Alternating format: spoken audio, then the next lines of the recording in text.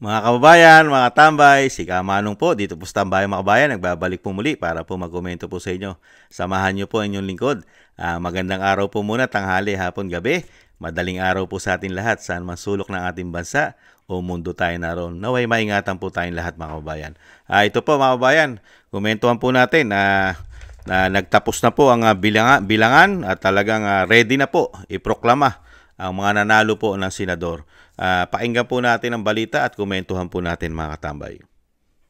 Dante, ano ang detalye nito ang gagawin proclamation bukas para sa mga nanalong senador? Magandang umaga, Ella. Matapos na ang canvassing ng Certificates of Canvass o COCs kahapon ng National Board of Canvassers sa mga nakuhang boto ng tumakbong senador at party list, ayon kay Commission on Elections o COMELEC Chairman George Erwin Garcia, ipoproklama na nila bukas, Ella, ang lahat ng nanalong senador dito sa Manila Hotel. Ibig sabihin, sabay-sabay na ang proklamasyon ng 12 o pasok sa Magic 12. 10 hanggang 15, Ella, ang papayagan ng komisyon na entourage o kasama ng bawat isang winning senator. Mas marami ito kaysa sa mga nakaraang halalan sa bansa. Batay sa official tally na inilabas ng NBOC, si incumbent Senator Bongo ang nanguna sa senatorial race na may mahigit 27 million votes. Sinundan ni Bam Aquino na may 20.9 million votes. Pangatlo sa may pinakamaraming boto si incumbent Senator Ronald Bato de la Rosa na may 20.7 million votes.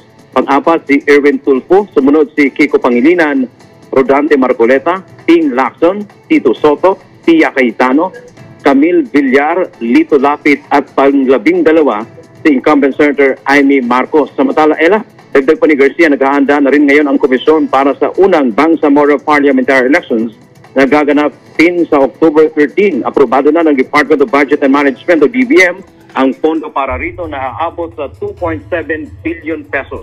Gagamitin anya ng COMELEC ang kanilang mga natutunan sa katatapos lamang na eleksyon para mapabuti pa ang halalan. Yan mga tamay, para daw mapabuti pa ang halalan. Napakaraming ang problema ng halalan na hindi matanggap ng mga Pilipino, mga tambay. Ibang klase po. Kaya po, yan po, ipoproklama na raw po nila ang mga nanalong senador, mga tambay. Nakakalungkot lang po, no? Proud na proud pa ang COMELEC sa kanilang ginawang trabaho. Ipagpapatuloy pa nila ang kanilang ginawang trabaho. Ibang klase, no? Yung napakarami po kapalpakan at sinasabing pandaraya di umano ang ginawa nila at hindi katanggap-tanggap sa mga Pilipino. Majority ng Pilipino, hindi naman lahat. Dahil alam naman po natin na marami pong nagdiriwang ngayon dahil nanalo sila. Di po ba? Lalong-lalo po yung hindi po inaasahang mananalo. Di ba? Dahil hindi po katanggap-tanggap sa majority ng Pilipino na manalo, yung napakahina. Yun talaga sinusuka. Ilang beses na siniyot sa inidoro. Katulad po di umano ng isang Pangilinan, isang Aquino, Lito Lapid. Grabe. Di po ba? Pero dito po, meron naman pong protesta si Pastor Kibuloy, mga kabayan.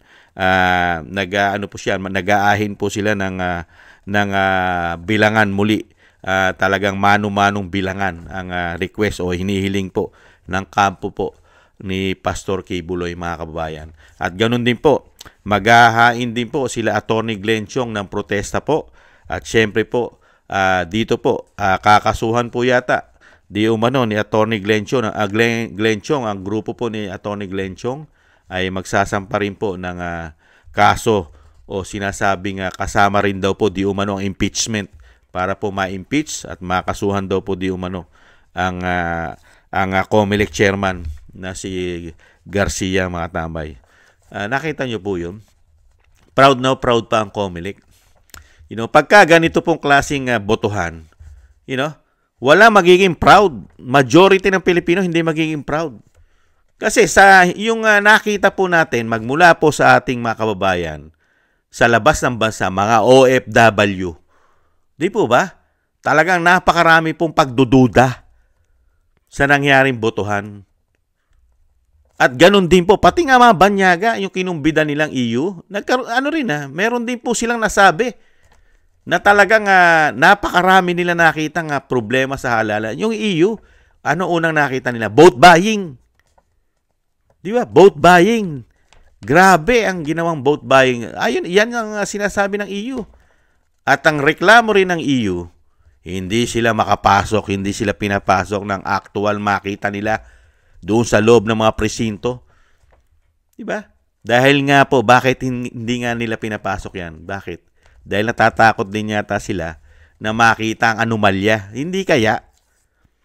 Saka sa dami po ng binunyag na talagang nangyari naman, nakita natin yung binunyag ni Attorney Harold Respicio na ang nangyari po doon sa kanyang mga binunyag. Nasaksihan natin nangyari na ganun nga ang naging resulta. Di po ba?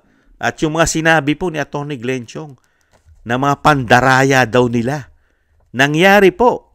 Kaya nga hindi nila makasuhan si Attorney Glenn Chong dahil tama at mga ebidensya nitong hawak ay tama. Kaya nga hindi nila makasuhan dahil lalabas ang katotohanan. Di po ba?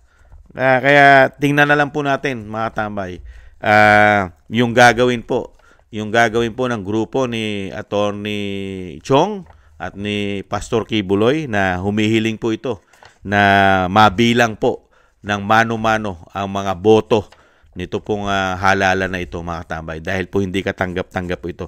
Dahil sa kabarakita, ang lakas-lakas ng Duterte 10, majority, napakaraming Pilipino, yung vote po nila straight, black voting. At napakalakas sa Mindanao, sa Bisaya.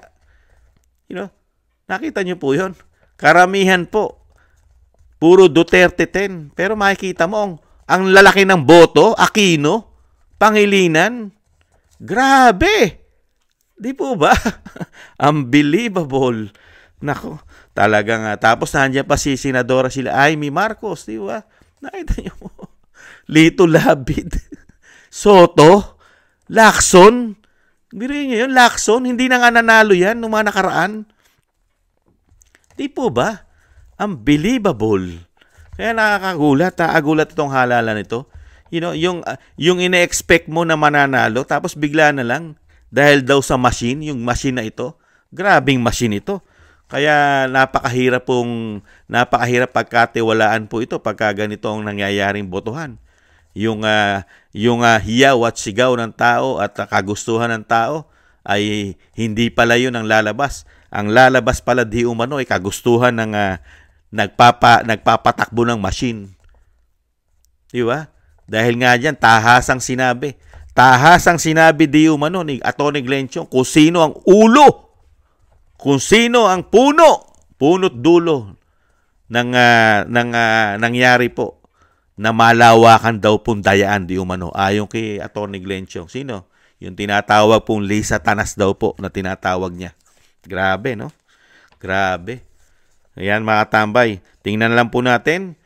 Sana po, marami pong sumunod. Yung po sana, marami pong sumunod na mga politiko dito po kay Pastor Kibuloy. Kasi yan po talaga ang gusto ni Pastor Kibuloy. Sana po, marami pong mga politiko ang sumunod dito po sa plano o gagawin po ng grupo po ni Pastor Kibuloy na magprotesta at talagang hilingin po na mag-recount po ulit, magbilangan muli ng mano-mano para makita po't lumabas ang talagang totoong resulta, hindi po yung resulta ng machine, mga kabayan. Sana sumunod po lahat ang talagang iprotesta po nila para po mapalitan yan.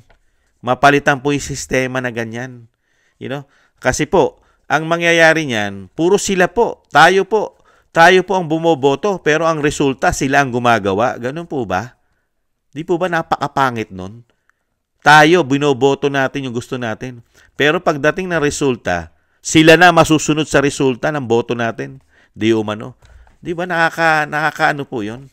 Napakasamang gawain yun, di ba? Hindi katanggap-tanggap yun. Pero sa kanila, sanay na po sila. Sanay na po yata silang gaguhin, tarantaduhin at walang hiyain ng mga Pilipino. Sanay na yata sila di umano. Di po ba, mga tambay? Ay, nako. Ibang klase pa. Kaya hindi umaasenso ang ating bansa Hindi umaasenso dahil po ang nahalal po ay hindi po totoong lingkod bayan. Kaya hindi po tayong umaasenso Nakita niyo po ang ating bansa na pag-iiwanan na. Kasi yung totoong naglilingkod bayan, yung totoong maglilingkod bayan na dapat ay manalo, hindi po nananalo.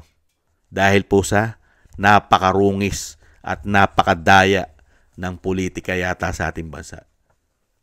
Di po ba? Dahil po sa kapangyarihan, greedy, swapang. Di po ba? Nakita nyo po, halos naglilingkod sa atin, sa ating gobyerno. Hindi naman totoong lingkod bayan. Kaya nga ang issue nila, puro corruption eh. Di po ba? Karamihang issue po, corruption. Kaya nga masasabi mo, hindi talaga lingkod bayan eh. Ikumpara mo sa mga Duterte sa Davao. Di ba? Talagang lingkod bayan. Kay ganda-ganda na kanila syudad. At ang mga tao ron, sila na mismo ang naghahalal. Hindi kailangan ng isang damukal na ayuda para manalo. Yun ang totoong lingkod bayan. Hindi gumagastos ng isang damukal na pera para ipakita at ikampanya ang kanilang mga pagmumuka. Mismong tao ang gusto na sila ay maglingkod. Dito sa panahon po natin, nakita sa binagawang Pilipinas, talagang uubusin ang pera ng bansa. Uubusin ang tax ng bansa, ang pera ng Pilipino para lang sila manalo, di umano. Hindi nga tunay na lingkod bayan. Di ba? Nananalo lang sila dahil sa pera ng bayan. Unbelievable. Ayan po mga kabayan, ang resulta na pinagmamalaki po ng COMELEC chairman na si George Garcia. Yan po ang kanyang pinagmamalaki at talagang proud pa sila na talagang maganda ang ginawa nila at malinis ayon sa kanila. Ang tanong natin, gaano naman kaya kalaki ang inilaki po yata ng kanyang kayamanan itong halalan? Nagtatanong lang si Kamanong, hindi kaya lumaki ang kanyang asset dahil dito sa halalan ng 2025? Gaano naman kaya kalaki ang pera yata? Hindi kaya nagkamal yata? Hindi kaya siya nagkamal dito ng limpak-limpak na salapi dito po sa halalan dahil nga yung sinasabi natin di umano, yung mga naglilingkod nananalo lang dahil sa kwarta, sa pera, dahil hindi naman totoong lingkod bayan. Magkano kaya kalaki naman? Sana masilip yan sa mga darating na panahon. Sana po yan. Dahil napatunayan na po natin yan eh. Lahat po na nagiging chairman ng COMELEC ay lagi pong involved sa malalaking kwarta. Di umano. Lalo-lalo na yung huli. Yung sinundan. Di ba? Yung sinundan po. Nasaan po ba yon? Nagtatago na yata sa Amerika ang Bautista. Si Andy Bautista po yata yun. Di umano. Ano po issue nun? COMELEC din po. Halalan. Isang damukal din po yatang salapi ang issue nun dahil sa dayaan yata. Ngayon kaya, gaano kaya kalaki naman ang salapi? Di umano. Di po ba mga kabayan? Darating naman po ang panahon na maimbestigahan yan. Nahandyan naman po, nakapasok naman po si Congressman Marcoleta. Di ba? Si Congressman Marcoleta ay naging senador na po ngayon. Senador na po siya. Meron kay siya po ay congressman. Pinaputok niya na po yan na napakaraming bank account ng George Garcia, lalong-lalo po sa labas ng bansa. Meron daw po sandamukal. Hindi natin alam kung pera o ginto. Bahala na po si Senator Marcoleta dyan. Maraming salamat po mga tambay sa mga naagusto po ng ating tambayang makabayan, sa ating po mga tagapanood at sa ating po mga subscribers. Maraming salamat po sa inyo mga kabayan. Shoutout po sa inyong lahat. At ingat-ingat po. At thank you rin po sa mga nagbibigay po ng biyaya. Shoutout po. Kingston 123 ng Hong Kong, Eric Hershio ng Canada, Jake Yahoo 4531 ng Maisog, California, USA, Gina Ray Solid DDS ng Berlin, Germany, Julieta Celona ng Sydney, Australia, Jem Aris ng United Arab Emirates, Jobelin Watanabe ng Japan, ako si Pilam, Annie Joe at si Teodorico Erguisa Jr. Thank you po sa inyo. Maraming salamat po. Shoutout po. At ingatan nawa.